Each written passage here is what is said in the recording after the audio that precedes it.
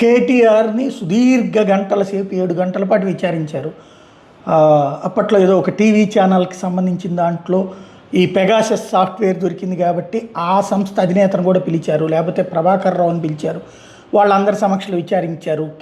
కేటీఆర్ వణికిపోయి కాసేపటి తర్వాత విరక్తి చెంది భయపెట్టే ప్రయత్నం చేశాడు, బెదిరించాడు అధికారులు. ఇవన్నీ మీడియాకి లీకులు ఇవ్వటం, బ్రేకింగ్లు, ఫోన్ ఇన్లు, లైవ్లు పొద్దునుంచి సాయంత్రం దాకా.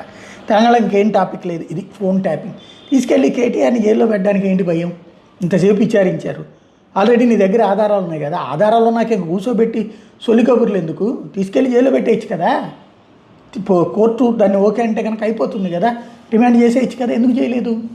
అంటే ప్రస్తుతం అంతా కూడా మ్యానిపులేటెడ్ పాలిటిక్స్ నడుస్తున్న ఈ 2 తెలుగు రాష్ట్రాల్లో కూడా కేవలం పేపరు, టీవీలలో ఏదో జరిగిపోతుంది అన్నటువంటి భ్రమ కల్పించడం, ఆ పైన ఫైనల్గా వచ్చేటప్పటికి ఏమీ ఉండదు. అదే నడుస్తున్నటువంటిది. ఇందులో ఏం తేలింది? ఫోన్ ట్యాపింగ్ జరగలేదా? ఖచ్చితంగా జరిగింది.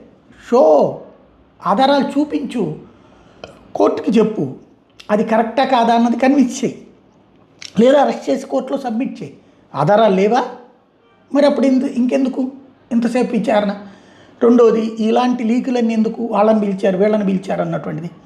అదే ఇప్పుడు కేటీఆర్ కూడా అడుగుతున్న ప్రశ్న. ఎందుకు ఈ నాటకాలు? సీఎం, మంత్రులు, సన్నిహితులు దోపిడీ గురించి మేము ప్రశ్నించినప్పుడల్లా డైవర్ట్ చేస్తారు అన్నటువంటి. బయటకు వచ్చిన తర్వాత మన హరీష్ రావు అయినా, ఇప్పుడు కేటీఆర్ అయినా షంషేర్ మే సవాల్ అంటున్నారు.